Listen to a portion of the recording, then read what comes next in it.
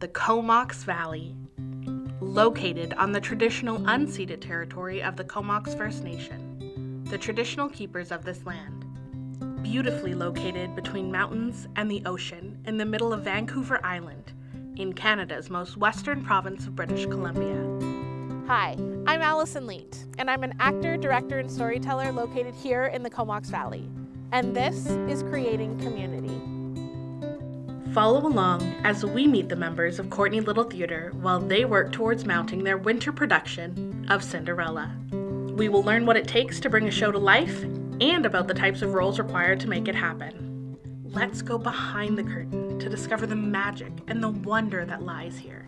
Welcome to my community. The world's a stage, and I'm grateful that you taught me how to be a part of something bigger than myself. That every role's important, from the lead to the supporting.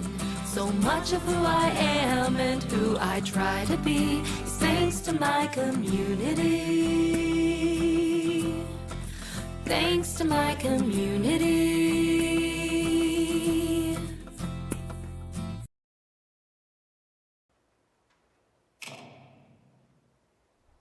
Welcome to the rehearsal space. Now, before rehearsals can begin, this space is home to many different things. Production meetings, board meetings, show selection meetings, and of course, auditions. It's a welcoming environment that is safe for everyone. Today, we're welcoming our director, Susan. The job of the director is to be head of the creative process. It's their vision we are trying to bring to life. They cast the actors and work closely with our props department, hair and makeup, set, and costumes to ensure the story is told exactly how they envisioned it. We'll meet local director, choreographer, and actor Susan Bradshaw.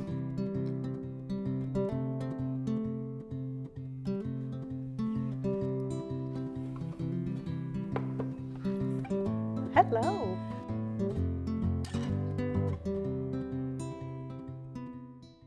Ringmaster. I think that the job of the director is to coordinate all of the different aspects of the creative side of putting a show together. So directors are not overly involved in the production side of things as far as ticket sales and promotions and things like that. We are in charge of everything that happens on the creative side of things. Auditions, actors, casting, music, lighting, sound, projections, costumes, props, set design, set colors, all of that.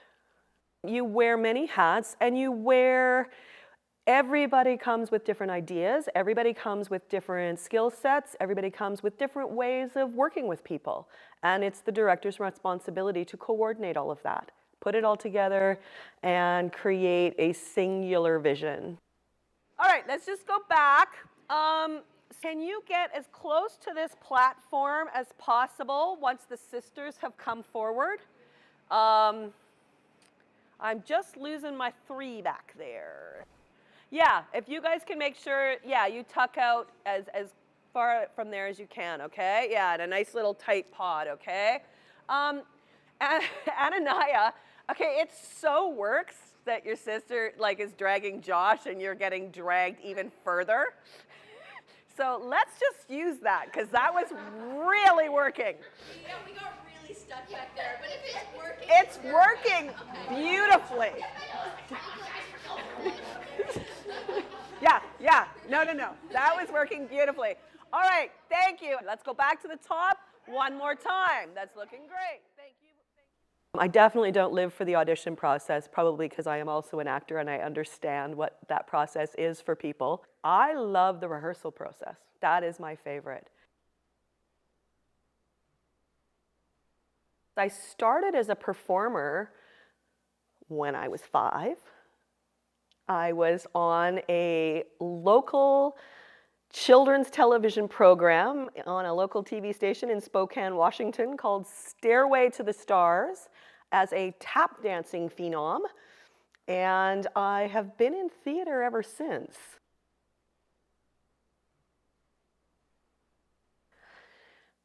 Courtney Little Theatre, 2009's Christmas panto called Cleopatra in Denial.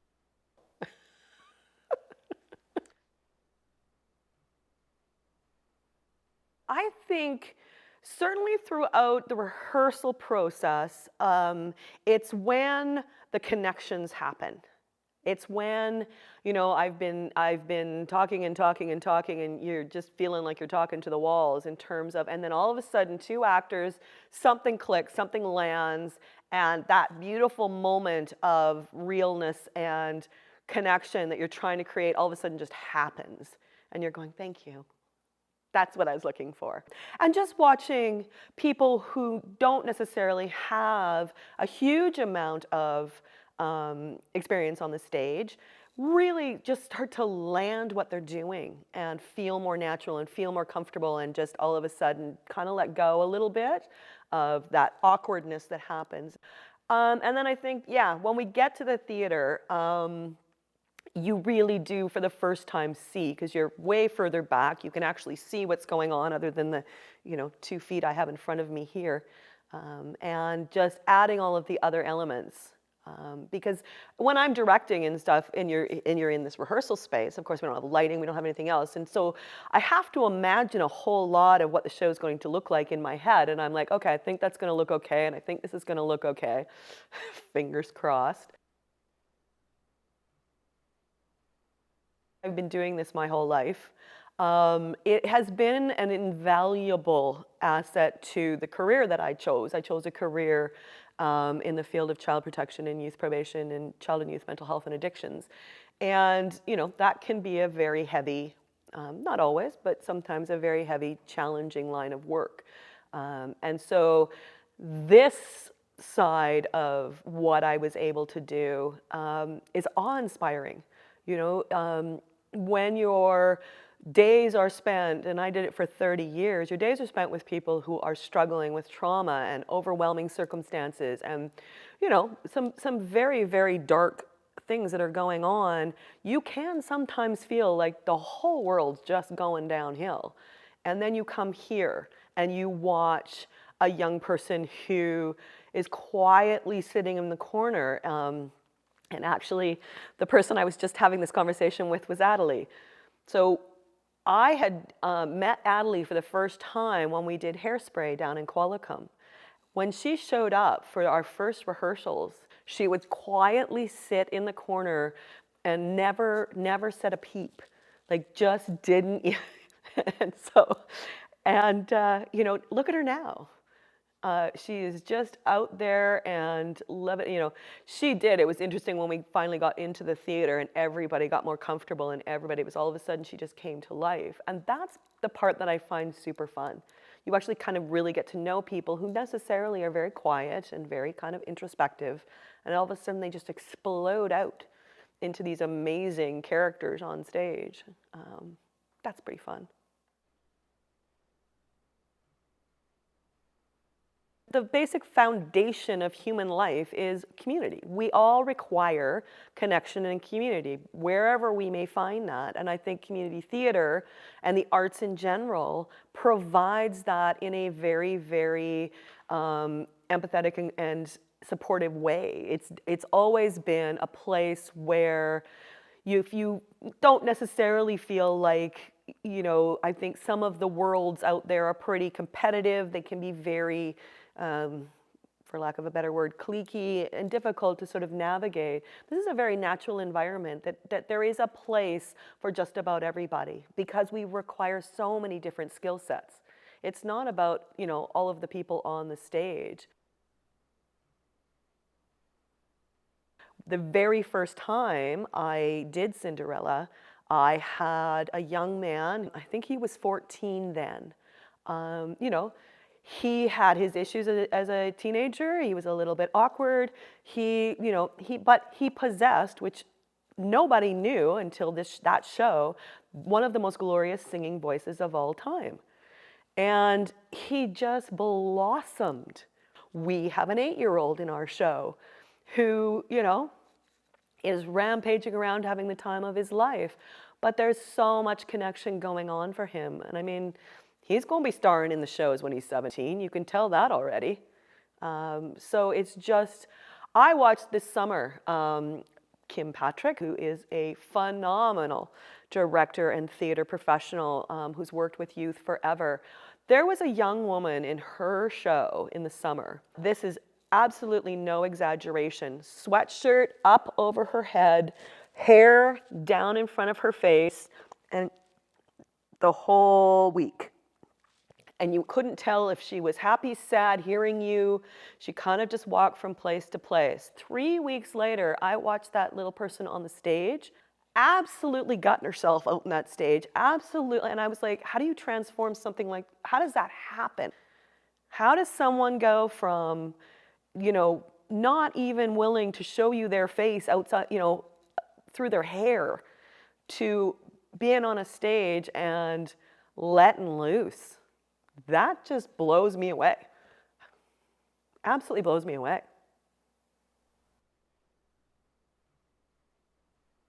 There is a full body of research in the social services and the social sciences that's been around for decades. It's one of the very few consistent things that has held true. You know, what we know about developmental psychology and things now, you know, lots of it has changed quite significantly over the years. But one of the very key factors that has been consistent for decades is that the key factor in someone being successful in their life is having that one important mentor in their life that came in at the moment when they really needed them. That's all they need.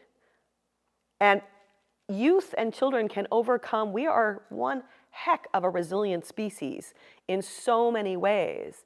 And so people, I think, just don't realize the impact of that one incredible human that you connect with as a child or as a youth, who believes in you, who actually sees the value in you, who can see the talents in you. And that's all that you need to really start to go, okay, well, maybe I can, you know, maybe I will pursue this. Maybe you just see it all the time. And sometimes that's parents, sometimes that's grandparents, sometimes it's an aunt or an uncle or a cousin or that special person. Everybody comes here for connection, and you know, we all get something out of this. We all fulfill a need in some way, whether it be a creative need, whether it be a need to just connect with equally, you know, people with a lot of the similar things in common. So I think that there is just something inherently human that is just required. And, you know, people come to fulfill a need, whatever that need might be. And sometimes you don't even know what that need is. I'm always amazed. One of the things that sticks out for me, because they always say you never know how you're impacting somebody. And the young man, it's Michael. So I did a show with Michael, the Alice in Wonderland, Peter Pan combination. He was the quietest little person in the corner. I, you know, barely even realized, you know, he was there. And I didn't think I was there, and I was playing the mother and the queen and stuff. And I didn't even realize that he had paid any attention to me. You know, he was always with where the kids are and playing. So he comes up to me at the end of the show and he said, Susan, he said, I just wanted to give you something. And I was like, oh, that's lovely, Michael, that's not necessary. And so he pulls out a deck of cards and he said, I don't really have much, but he said, I do magic. And I really love, he said, I do all these magic tricks. He said, and this is my favorite deck of cards. And he said, and I want you to have this one. And he handed me the Queen of Hearts. I was like, are you kidding me with this kid? You're just about killing me. And it's still in my purse. I still have it. I still carry it around. It's like, you know, and then that young man went off to be in TV and film and create an entire career. But something I was doing out on that stage, completely and unbeknownst to me, was really making an impact on him. Who knew?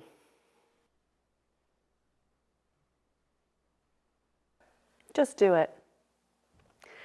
Yeah, I you know, as we were talking earlier, there is this sort of idea that somehow you need to be ready, or somehow there's something.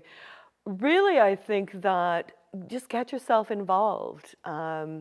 If you're nervous about the idea of being on a stage, Come, do something backstage to start off with. Just come and hang out and see how it runs. Watch how it rolls. See, who the people are. Get yourself involved in some small way, and then build it from there. I mean, you don't have to start from a place of, starring in a show. There's so many different places and bits and pieces that you can be involved and not necessarily feel like you're being overwhelmed. But yeah, my advice would be just do it. You won't regret it.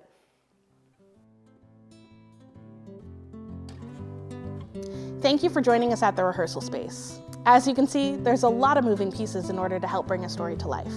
Today, we met the director, and I can't wait to introduce you to the rest of the team. We thought that we were only learning how to entertain, but growing up I've realized just how much more we gain. The world's a stage, and I'm lucky that you taught me how to be a part of something bigger than myself. That every role's important, from the lead to the supporting. So much of who I am and who I try to be is thanks to my community. Thanks to my community.